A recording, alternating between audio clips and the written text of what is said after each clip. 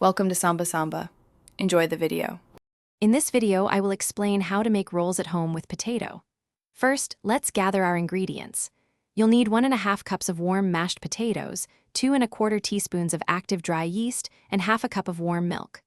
Also, have 1/4 cup of sugar, 1 teaspoon of salt, ½ cup of melted butter, and about 3½ cups of all-purpose flour ready. These simple ingredients will create incredibly soft and flavorful rolls. Now let's get mixing. In a large bowl, combine your warm milk, sugar, and yeast. Let this mixture sit for about 5 minutes until it becomes foamy. Next, stir in the warm mashed potatoes, melted butter, and salt. Once those are well combined, gradually add the flour, mixing until a shaggy dough forms. Turn it out onto a floured surface and knead for 8 to 10 minutes until it's smooth and elastic. After kneading, it's time for the first rise.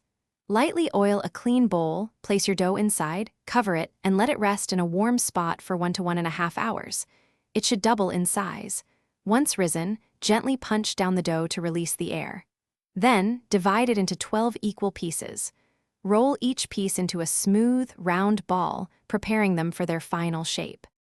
For the final rise, arrange your shaped rolls on a baking sheet, leaving a little space between each. Cover them and let them rise for another 30 to 45 minutes. While they're rising, preheat your oven to 375 degrees Fahrenheit. Bake the rolls for 15 to 20 minutes or until they're beautifully golden brown. Enjoy these warm, homemade potato rolls with your favorite meal. Thanks for watching. Consider subscribing if we helped you.